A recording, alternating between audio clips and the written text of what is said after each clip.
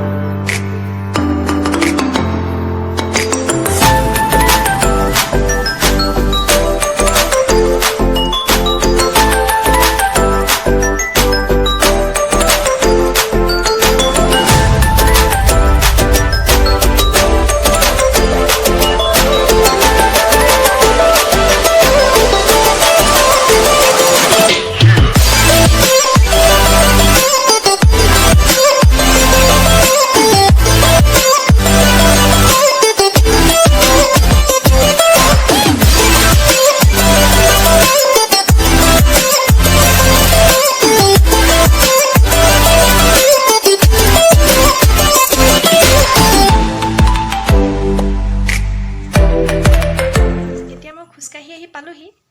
সেইজনী আৰাধ্যা, তাই হাৰেই পোৱা নাই, ইমানেই টোপনি মানে।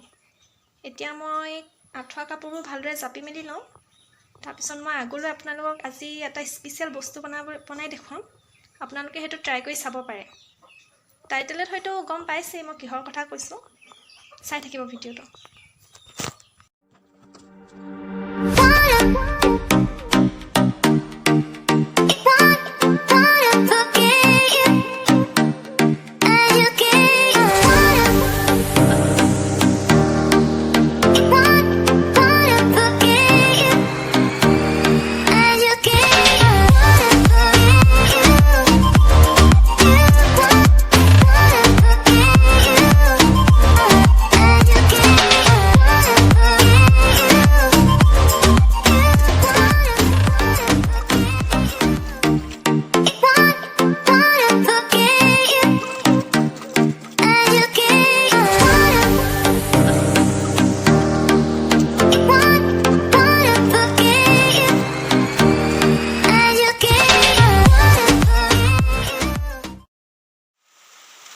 এতিয়া আৰাধ্যা গা পা ধুই আজৰি হ'লোঁ।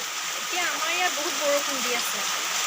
মই ভাবিছোঁ এতিয়া আজি স্পেচিয়েল বস্তুটো মানে আজি ভীমকলৰ সাজটো মই এতিয়া বনাওঁ। আপোনালোকে কোনে কোনে খাই পাইছে কমেণ্ট কৰিবচোন মোক। আৰু যোনে যোনে খাই পোৱা নাই তেওঁলোকে এবাৰ ট্ৰাই কৰি চাব। বনাইছোঁ বা আচলতে সাজটো প্ৰায় চবৰে মানুহৰ ঘৰত নথয়, তথাপিতো যাৰ যাৰ ঘৰত থয় এবাৰ এই ভীমকলৰ সাজটো বনাই খাবচোন। ভাল লাগে খাই আৰু স্বাস্থ্যটো ইমান হানিকাৰক নহয় বুলি ক'ব পাৰি, কাৰণ ইয়াত বেলেগ মেডিচিন দিয়া নহয়। ইয়াত যিখিনি বনৌষধি গুণযুক্ত গছৰ পাত সেইবোৰ পাত শুকুৱাই পিনি পিঠাগুড়িৰ লগত খুন্দি সেই দৰৱটোহে ব্যৱহাৰ কৰা হয়। গতিকে ইমান স্বাস্থ্যৰ পক্ষে হানিকাৰক বুলি ক'ব নোৱাৰি। ঠিক আছে, মই আপোনালোকক বনাই দেখুৱাম, আপোনালোকে এবাৰ ট্ৰাই কৰি চাব। আৰু যদি ভাল পায় এক আখি ভীমকল লৈ লৈছোঁ আৰু ভীমকলবোৰ এইদৰে সৰু সৰুকৈ স্লাইচ কৰি লৈছোঁ। আচলতে ভীমকলটো পিটিকি দিব নালাগে, নহ'লে গুটিবোৰৰ বাবে সাজখিনি কেঁহা হ'ব পাৰে। আৰু এইফালে মই লৈ লৈছোঁ সাজৰ গুটি। 6টা সাজৰ গুটি মই গুড়ি কৰি লৈছোঁ। আচলতে সাজৰ গুটিটো এইটো। এই সাজৰ গুটিটো বিভিন্ন ধৰণৰ বনৌষধি গছৰ পাতবোৰ শুকুৱাই পিনি পিঠাগুড়িৰ লগত খুন্দি পিনি বনোৱা হয়। এই সাজৰ গুটি মই হিচাপ অনুসাৰে এক আখি কলৰ হিচাপ অনুসাৰে 6টা গুটি এনেকৈ খুন্দি লৈছোঁ। আৰু ভীমকলবোৰ এনেকৈ স্লাইচ কৰি লৈছোঁ। ভীমকলবোৰ স্লাইচ কৰি এই দৰৱখিনি, এই গুটিখিনি মই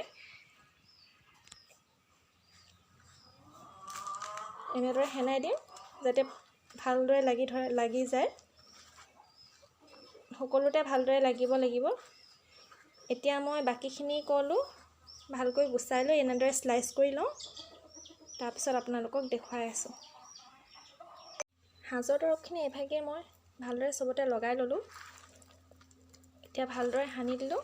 সানি পিনি এতিয়া এই কলহটোত ভৰাই থ'ম। আপোনালোকৰ ওচৰত যদি কলহ নাথাকে তেতিয়াহ'লে যিকোনো এটা কণ্টেইনাৰত ভৰাই থ'ব পাৰে, প্লাষ্টিকৰ। খালি সাঁফৰখন ভালদৰে মাৰি থ'ব। এইদৰে গোটেইখিনি কলহত ভৰাই ল'ম।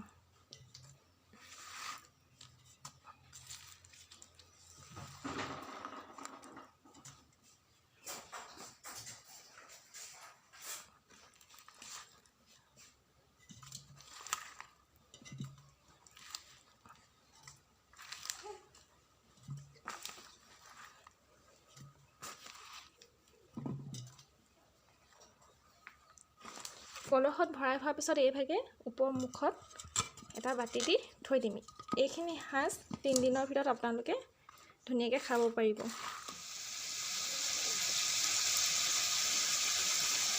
এয়া ভীমকলৰ সাজ ৰেডি। ভীমকলৰ সাজৰ লগত এতিয়া গাহৰি মাংস পৰিৱেশন কৰিছোঁ। এয়া আমাৰ চুনচুনিৰ লগত ওলাই আহিলোঁ অকণমান ফিল্ডলৈ। সেইফালে দেউতাকে বাইক ধুই আছে।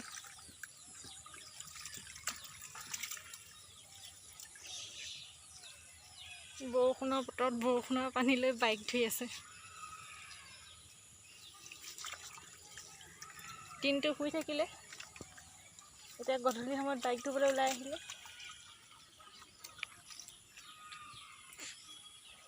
কিবা ক'বা নি? কৈ দিয়া। বাইক ধুই আছে। চুনচুনি তুমি কিবা ক'বা নি? কৈ দিয়া।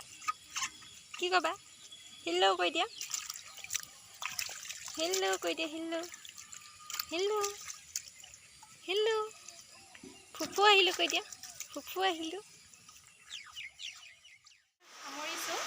যদি ভিডিঅ'টো চাই ভাল পালে তেতিয়াহ'লে লাইক কৰিব, কমেণ্ট কৰিব আৰু মোৰ নতুন চেনেলটো ছাবস্ক্ৰাইব কৰি দিব।